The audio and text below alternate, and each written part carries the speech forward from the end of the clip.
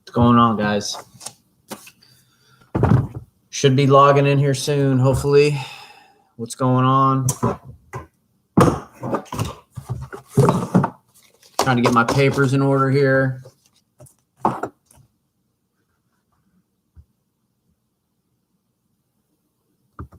Miss Pacheco, how are you?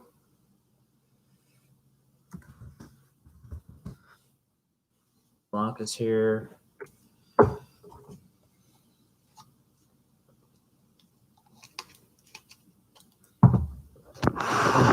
I'm gonna try to get this light out of off my bald head. There we go. That should be a little bit better. Good. Good. The buzz is in the air. It's election night. So hopefully you guys voted. That'd be really good. Hopefully. If not, shame on you. You don't have any right to complain about anything if you don't vote. But hopefully you guys took care of that very crucial civic responsibility, and no one's writing anything. So I'm beginning to wonder, am I looking at a group of people here who didn't vote? How many people voted? Oh boy.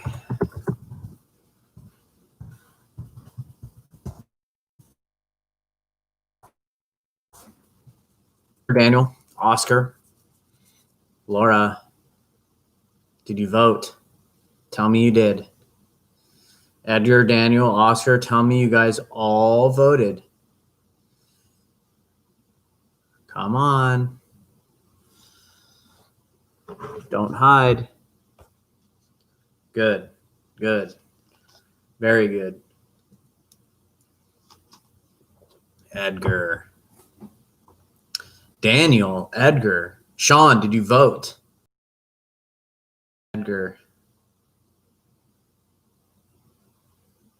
Okay, Sean did.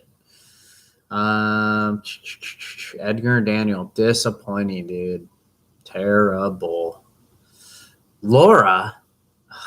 Oh, you guys are killing me. Why not? Oscar, absolutely. Nice. Why not? Of the people who did not vote, why not? Okay, why not?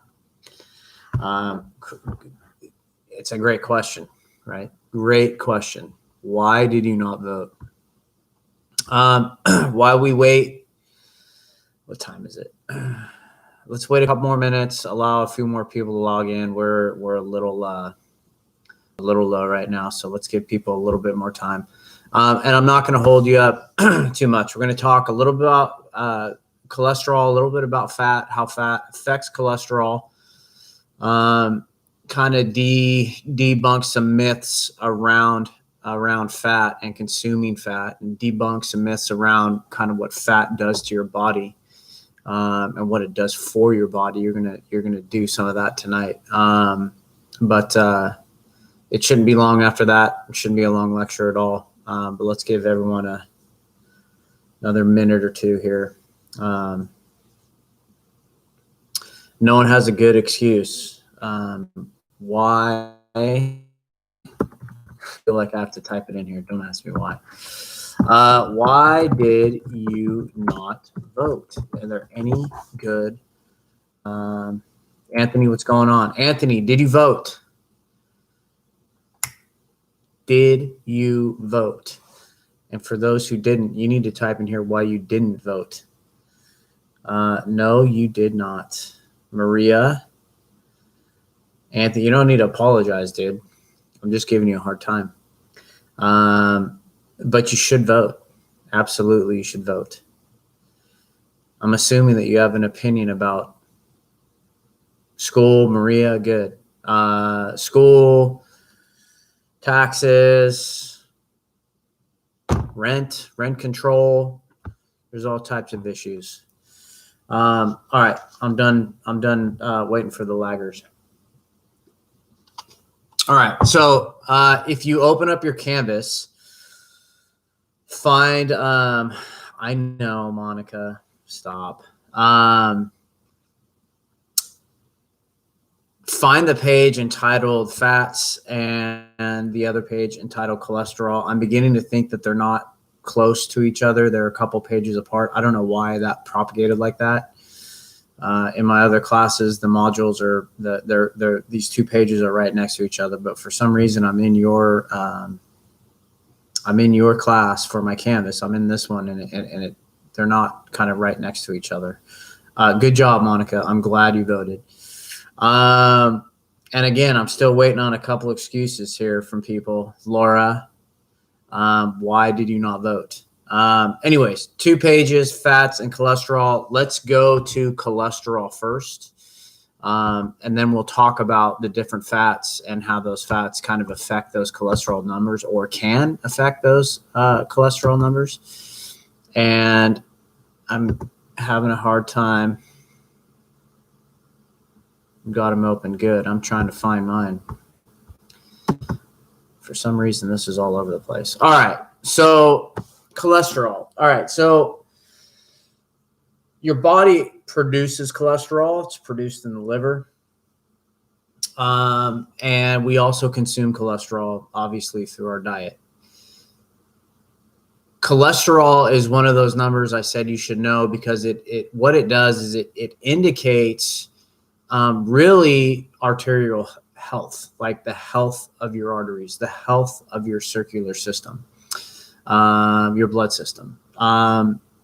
So the artery is probably one of the most dynamic tissues in your body. And it's not as easy for me to explain this the way we're doing this in class. I typically have some graphics I can show you, but the artery is designed to expand and contract as oxygen, blood, as your heart rate goes up, as your body needs.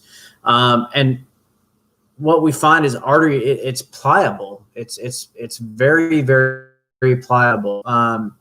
And if you were to fillet that open and take a look at the surface of the artery, there's millions and millions of endothelial cells. And these cells actually release a nitric gas. And this gas is what kind of helps keep that artery slick and sliding and that blood flowing. Cholesterol, depending on what type of cholesterol we're talking about, right? There's 2 different types that are in our systems. There's LDL and HDL, as you can see on this graphic here. LDL, when you think LDL, think LDL stands for low density lipoprotein. But when you think LDL, think low down, right? Think bad. So LDL cholesterol is the bad cholesterol. So what that cholesterol wants to do is it wants to find a place to attach on the arterial wall. It's that waxy substance that build up, and you see graphics, pictures of things like heart attacks and things of that nature. You see the blockage in the artery. That's that LDL cholesterol. Conversely, HDL, high density lipoprotein. So when you think high density, think high road, think good, right? Low density, low down, bad. High density, taking the high road, good. High density lipoprotein will actually, its purpose is to attach itself to the LDL and bring that back to the liver for recycling, for reuse, repurpose, or waste, right? So that ratio together is important because we need fat. We need fat in our bloodstream, but we don't need, obviously, a lot of fat. We need other things to occupy that space. So we have HDL that helps remove some of that LDL and repurpose it and get it out of your system. So those 2 numbers together are what constitute your total cholesterol. All 3 are measured in milligrams per deciliter. LDL, low density lipoprotein, the optimal number is less than 100 milligrams per deciliter. If you start getting into like 120, milligrams per deciliter, 130, that's relative, that's moderately high. You start getting into like 170, 180, that's pretty high. You get into the 200s on your LDL, you're probably going to get some medication from your doctor, because that's really excessive. But there are people that live with high cholesterol, and we have a pretty decent number, right? Our optimal numbers: 100 milligrams per deciliter for LDL, 60 milligrams per deciliter for HDL. We have these numbers that work relatively well, but that doesn't necessarily mean that they work for everybody, right? So the biodiversity in diet and exercise, the biodiversity and how your body reacts to carbohydrate, how it reacts to protein, how it reacts to fat, how much sleep you're getting, all of these also play a significant role in cholesterol. So people can actually live with high cholesterol.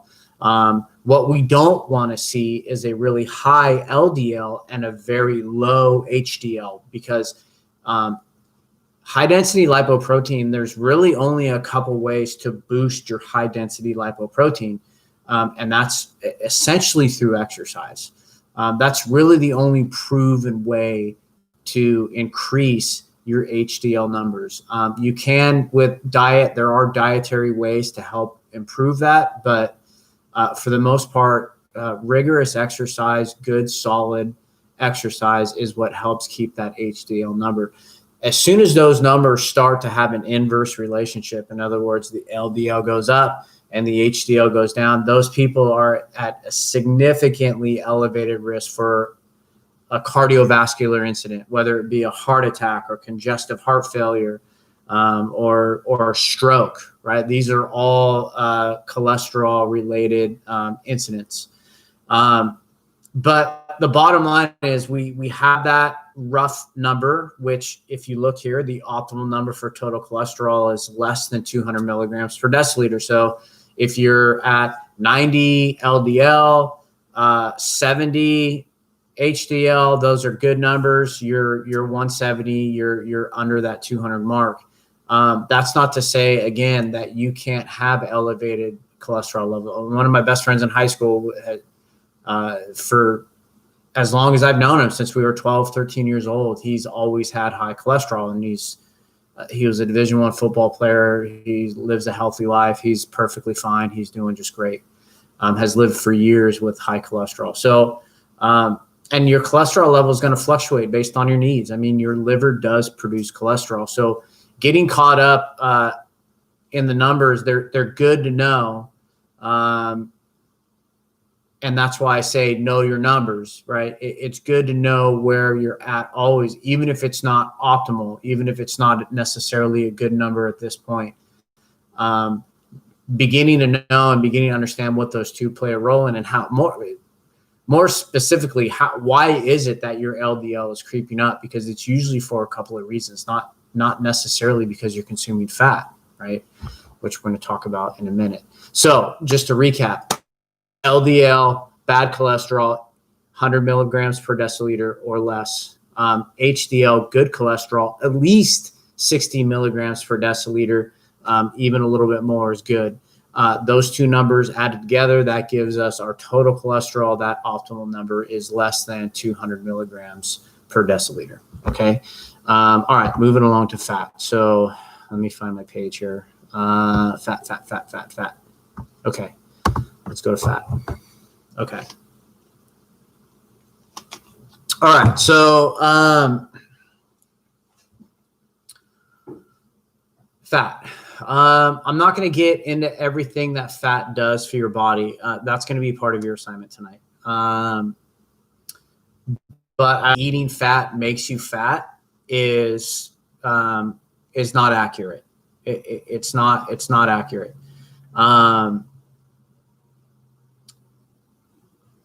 Eating fat is essential to a lot of things in your body. And again, I'm not going to go over too much of that because you're going to look that up, but ocular function, cognitive function, a number of functions. Eating fat is calorically dense. It's the most calorically dense out of the three macronutrients, out of protein, carbohydrate, and fat. Fat is the most calorically dense at 9 9 calories per gram. So it's a calorically dense food, but it's also typically a very nutrient dense food. In other words, it's typically around tissue, and it's typically around tissue that that's very nutritious. As a matter of fact, liver is a very fatty, high cholesterol food, but it's also one of the most nutrient dense foods on the planet. And by liver, I mean like animal liver, like cow liver, beef liver, deer liver, chicken liver, all of it. Very nutrient dense. So we need it. We need it. So when I say a fat can raise LDL or whatever I say, just keep in mind that those things are either exacerbated or they're either made worse or they're equalized by your diet and exercise as a whole, and also your genetic capabilities, your gut bacteria. All of these also play a role in whether or not eating bacon will make you fat, right? Or eating beef will give you cancer, colon cancer or something like that. So keep in mind that it's dietary as a whole. And if I say saturated fat raises your LDL, don't necessarily make that connection that eating saturated fat leads to cancer, because a diet high in saturated fat could lead to cancer if there's other things that are taking place within that diet that are outside of you just eating saturated fat. Okay, so I hope that makes sense. All right, so saturated fat. This is the fat that we typically find. Most people dietarily get it from animal products. Chicken, poultry skin, particularly the skin, beef, high-fat dairy products, milk, cheese, eggs. These are all dense. These are all saturated fat type foods. It does occur naturally in coconut oil and palm oil. Saturated fat can raise your LDL. It can raise your bad cholesterol. And there are elevated risks of cardiovascular disease, CVD, and cancer, particularly colon cancer. Particularly colon cancer because just for some reason, people who have a diet high in saturated fat also have a tendency to have a diet that is very low in fiber. In other words, they have a diet that is meat and a lot of processed foods, but not a lot of vegetables, right? Or not a lot of fruits and vegetables or grains and legumes. So again, this is kind of the saturated fat is the animal fat. So when you hear like a vegetarian or a vegan talk about beef and what it does to your body, these are some of the things that they're going to say. However, saturated fat, those foods have a tendency to be the most nutrient dense. In other words, an egg, especially when we talk about bioavailability, is one of the best things that you could eat. And they're very high in cholesterol. They're a very fatty food, but there's tons of cofactors. There's tons of minerals, choline. There's all your B vitamins, biotin for hair and skin and nails. I mean, saturated fat food has a tendency to be very nutrient dense. I mean, the bottom line is beef is one of the more nutrient dense things that people eat. You get all kinds of cofactors and minerals and iron and things of that nature. So, put a little asterisk next to raises LDL, cardiovascular disease, cancer, blah, blah, blah. Put a little asterisk next to that because those foods are essential to you. And I would never tell you to cut those foods out of your diet. There are some people who can eat vegetarian and vegan and they're perfectly healthy, but there's a lot of people who don't. And they suffer as a result of it. So don't necessarily cut saturated fat out of your diet just because it does raise LDL or can raise your LDL. The next fat, monounsaturated. These are primarily our plant-based fats that, frankly, you can't get enough of. They're very heart healthy. Why would you not try to up your plant food? These are the fats that we find in avocados, nuts, nut butters, olives, things of that nature. These are olive oil. These are the fats that are primarily constitute like the Mediterranean diet that is associated with being very heart healthy, right? Being very good for your cardiovascular system. And why is that? Because monounsaturated fats actually have a tendency to lower LDL, so they'll lower your bad cholesterol. And in general, when you're eating good fats and plant-based food and good cuts of beef, your inflammation is going to be very low. So, the people who have a tendency to eat monounsaturated fat also have a tendency to have high fiber diets, and they have a tendency to stay away from the processed foods. So all of this stuff kind of compounds itself. You start to eat good fats. You start to feel actually better. Your skin glows a little bit more, things of that nature. No, fat's not bad. It's not bad at all. Matter of fact, lipids, that's another name for fat. Lipids are what kind of keep your skin looking young. They cover different brain tissues and different organs in your body. Fat, to be honest with you, fat should probably be about 30% of your diet. So eat nuts, eat avocados, eat olive oil. Try not to cook at too high of a temperature with olive oil because it scalds. I would use it more as a salad dressing, but consume those. But here's the thing, like you'll typically, the idea about diet is to replace, right? So don't start eating nuts and not make a change somewhere else, right? Because nuts are actually very, very calorically dense. I mean, a handful of nuts is like 250 calories. So you don't want to necessarily start shoving peanut butter in your mouth at every turn, because you will gain weight. The bottom line is, if you're taking more calories in than you're burning, you're going to gain weight, and ultimately, your BMI, your body weight, has probably the biggest role in your overall health. Is just how much body weight you're carrying around. So we want to err on the side of under consuming calories, not over consuming. So the idea is, if you introduce a monounsaturated fat, you're introducing a new food. Try to peel off some of the other food that don't have the benefits that a monounsaturated fat does. Our polyunsaturated, these are broken down into two different fatty acid chains. We have our omega-3 and our omega-6. I'll spare you all the details. Here's the nitty-gritty. Omega-3 is crucial. Omega-3 is very, very good for you. Omega-3 will absolutely lower inflammation.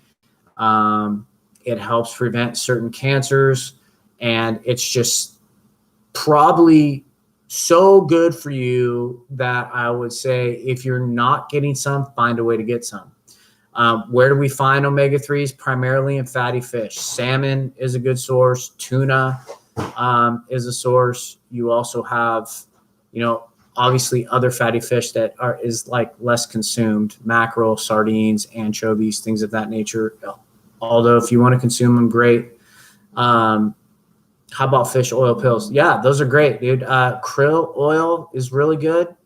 The problem I have with fish oil is sometimes they have a tendency to kind of leave that feeling in your throat that you've been eating a tuna sandwich all afternoon, and I don't like that. So I would go with krill personally, but I would also go with the highest rated. If you're going to take a supplement, if you're going to take a vitamin, take the best one out there. Don't take a cheap one. But yeah, krill oils are good, and there's other good fish oils out there as well. But either way, omega-3 is the powerhouse. Omega-6 is what we probably should be avoiding for a couple of reasons. There's some studies out there that indicate that a diet too high on omega-6 or a diet that exceeds omega-6 consumption exceeds omega-3 consumption, that there's an elevated risk for cancer. And that does make sense to me, because omega-6 is typically found as a kind of an additive. You'll find it in like mayonnaise, dressings, bottled dressings, things of that nature. Omega-6 is corn-based and soy-based, and we don't really have the time in this format to get into that and what the food system really is. But the bottom line is this: you eat more corn than we consume more corn now than ever in the history of mankind. It's used in everything we do, everything we have. Batteries, different starches and oils are extracted from corn and soybean, because they're subsidized crops in America, so they can buy them very cheaply. There are some indications that, omega-6 may lower LDL, but it also could lower your HDL. And the bottom line is, omega-6, those oils are typically, when you're getting them, they're processed. And that's what we're trying to avoid. We're trying to avoid an excess of processed foods. So stick with the omega-3. That's the powerhouse. And then finally, we have trans fat. This is the guy we absolutely need to stay away from as much as possible. Consuming trans fat will simultaneously raise your LDL and lower your HDL. So something we want to avoid. And trans fat is basically the hydrogenated type oils, overcooked fried foods. So the packaged goodies, the donuts, the deep fried burritos, the chicken fingers, things of that nature. Those foods provide no nutritional value at all. First and foremost, they're typically made of, grain or wheat that has already been bleached and processed and broken down. They're just giving you the sugar. And then that sugar is deep fried. It's cooked to a point where the molecular structure is completely bastardized. Your body does not understand what a donut is. It just doesn't understand. And as much as we love it, when it hits your lips, as much as you love that donut, or those French fries, or that deep fried burrito, your body just doesn't get it, right? You're kicking your system in the gut. So, obviously, who doesn't like fries? Who doesn't like the occasional donut? But these are obviously things that we can't be consuming every day. And I would even say we shouldn't even be consuming them on a weekly basis. These should be things that you consume very sparingly, and try to avoid those as much as possible. Okay. That's it. It's 7:00. I, my friends, am going to an election party. If I use olive oil and fry some potatoes, is that considered trans fat? No. But cook at a low temperature, because when you cook look at your barbecue. It's black, right? That's a buildup of acrylamide. It's basically like burnt to the point where it's cancerous. It really is. It's a precancer. And scalding olive oil, olive oil is not a stable oil. Scalding olive oil builds up that acrylamide account in the olive oil. And so it shouldn't be used at high temperatures. What I would use is avocado oil. It's a much more stable oil. It can handle degrees up to like 600 degrees. And it's really not that expensive. I think it's probably comparably priced to olive oil. I'm not 100% sure, but use avocado oil, much more stable oil. And there's no taste difference at all. You won't taste the difference at all. Okay, assignment. I'm going to go watch the election stuff. I'm actually going to a party. It's Taco Tuesday. Going to get me some krill oil and avocado. There you go. Absolutely. That's the way to do it. Okay, so you're going to define a couple of terms. Let's see here.